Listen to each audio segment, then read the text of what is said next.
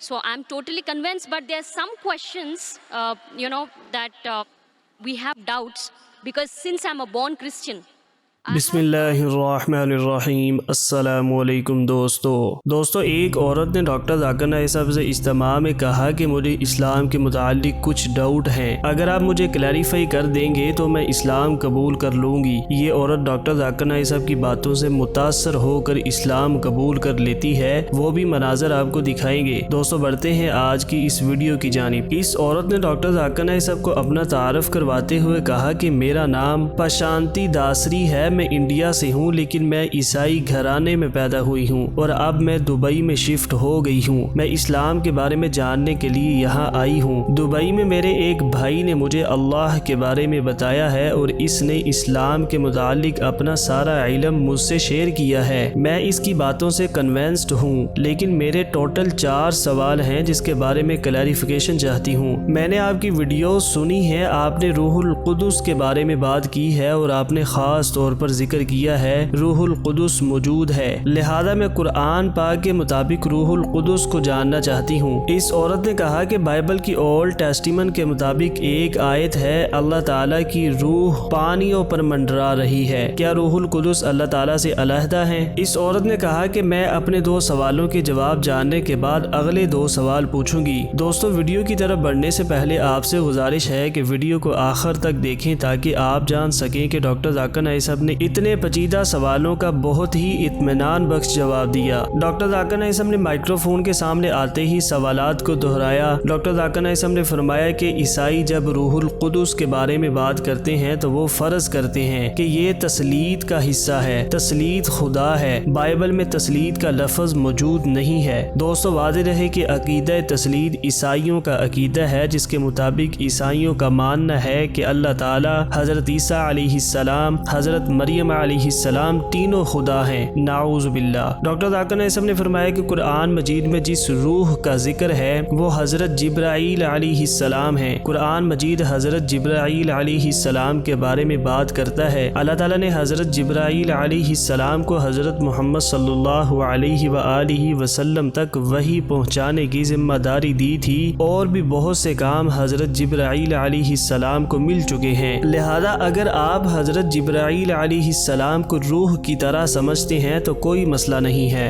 لیکن وہ اللہ تعالیٰ کا حصہ نہیں ہے۔ ڈاکٹر ذاکر نائک صاحب نے فرمایا کہ بائبل میں عقیدہ تسلیت کہیں بھی موجود نہیں ہے، لیکن اگر آپ قرآن پڑھتے ہیں تو اس میں تسلیت کے بارے میں ذکر ہے۔ اللہ تعالیٰ قرآن پاک کی سورہ نساء آیت نمبر 171 میں فرماتا ہے، جس کا مفہوم ہے، اور نہ کہو کہ اللہ 3 ہیں، اس سے باز آ جاؤ کہ تمہارے لیے بہتری ہے۔ ڈاکٹر ذاکر نائک صاحب نے فرمایا کہ یہی پیغام سورہ مائدہ میں دہرایا گیا ہے۔ اللہ تعالیٰ قرآن پاک کی سورہ مائدہ آیت نمبر 73 میں فرماتا ہے، جس کا ترجمہ ہے، وہ لوگ بھی قطعاً کافر ہو گئے جنہوں نے کہا اللہ 3 میں سے تیسرا ہے، دراصل اللہ تعالیٰ کے سوا کوئی معبود نہیں۔ اگر یہ لوگ اپنے قول سے باز نہ رہے تو ان میں سے جو کفر پر رہیں گے انہیں المناک عذاب ضرور پہنچے گا۔ ڈاکٹر ذاکر نائک صاحب نے فرمایا کہ لفظ تسلیت کے بارے میں قرآن پاک میں 2 دفعہ ذکر ہے، اور دونوں ہی جگہوں پر اللہ تعالیٰ فرماتا ہے کہ تسلیت کا لفظ استعمال کرنا غلط ہے۔ بائبل میں صرف تسلیت کے قریب ترین آیت ہے، لیکن لفظ تسلیت بائبل میں موجود نہیں ہے۔ لیکن قدرتی روح اور قادر مطلق خدا دونوں مختلف ہیں، ایک جیسے نہیں ہیں۔ قرآن پاک میں جس روح القدس کا ذکر ہے وہ حضرت جبرائیل علیہ السلام ہے، جو اللہ تعالیٰ کا فرشتہ ہے۔ ڈاکٹر ذاکر نائک صاحب نے فرمایا کہ مجھے امید ہے کہ آپ کو ان 2 سوالوں کے جواب مل گئے ہوں گے۔ ڈاکٹر ذاکر نائک صاحب نے اس عورت کو کہا کہ اب آپ اگلے سوال پوچھ سکتی ہیں۔ اس عورت نے کہا کہ میرا تیسرا سوال یہ ہے کہ اللہ تعالیٰ کے تمام پیغمبر اللہ تعالیٰ کے ساتھ شفاعت کرتے تھے، کیونکہ وہ سب منتخب کردہ ہیں، لہذا یہ کوئی طاقت ہے کہ وہ اللہ تعالیٰ کی طرف سے بات چیت کر سکیں؟ میرا مطلب ہے کہ روح القدس کی مدد سے تمام انبیاء اللہ تعالیٰ کی شفاعت کر رہے تھے، کیا یہ صحیح ہے؟ ڈاکٹر ذاکر نائک صاحب نے فرمایا کہ لفظ شفاعت کا مطلب یہ ہے کہ کوئی کسی اور کی طرف سے مداخلت کرتا ہے۔ آپ کو اس بات کا احساس ہونا چاہیے کہ جب آپ اللہ سے بات کرتے ہیں تو اللہ تعالیٰ کو کسی کی شفاعت کی ضرورت نہیں ہے۔ اللہ تعالیٰ قرآن پاک میں فرماتا ہے تم میرے سے مانگو میں تمہاری دعاؤں کو قبول فرماؤں گا۔ ڈاکٹر ذاکر نائک صاحب نے فرمایا کہ اللہ تعالیٰ کو کسی کی شفاعت کی ضرورت نہیں ہے۔ ڈاکٹر ذاکر نائک صاحب نے فرمایا کہ میں آپ کو ایک مثال کے ذریعے سمجھاتا ہوں۔ مثال کے طور پر جب آپ عدالت میں جاتے ہیں تو آپ کو اپنا کیس پیش کرنے کے لیے ایک وکیل مقرر کرنا پڑتا ہے۔ اسی طرح اللہ تعالیٰ کے پیغمبر ہمارے وکیل ہیں، لیکن دنیا کی عدالت کا جج ایک انسان ہوتا ہے جو نہیں جانتا کہ کرمینل کون ہے، اس لیے وکیل اس کی رہنمائی کرتا ہے کہ مجرم کون ہے۔ لیکن یہ کہنا غلط ہے کہ اللہ تعالیٰ کو کسی رہنمائی کی یا کسی شفاعت کی ضرورت ہے۔ ایک پیغمبر دوسرے انسانوں کے لیے دعا کر سکتا ہے۔ ڈاکٹر ذاکر نائک صاحب نے فرمایا کہ قیامت کے دن اللہ تعالیٰ کا فرمان ہے کہ وہ مخصوص لوگوں کو شفاعت کی اجازت دے گا۔ یہ خاص احسان حضرت محمد صلی اللہ علیہ وآلہ وسلم پر کیا جائے گا، یہ حدیث میں کہا گیا ہے۔ ڈاکٹر ذاکر نائک صاحب نے فرمایا کہ باقی تمام صحیفوں اور قرآن یا حدیث کے بارے میں جو کچھ ہم جانتے ہیں کہ رسول خدا انہوں نے اللہ تعالیٰ سے بات چیت کی ہے، انہوں نے دوسروں کے لیے دعا کی ہے۔ ڈاکٹر ذاکر نائک صاحب نے فرمایا اگر میں اللہ تعالیٰ کے علاوہ کسی اور سے دعا کرتا ہوں جیسے بہت سارے انسان کرتے ہیں کہ وہ انسان اللہ تعالیٰ کے قریب ہیں، میں اس کے ذریعے سے دعا کروں گا تو اللہ تعالیٰ میری دعا کو بہت تیز قبول کرے گا۔ یہ بات غلط ہے،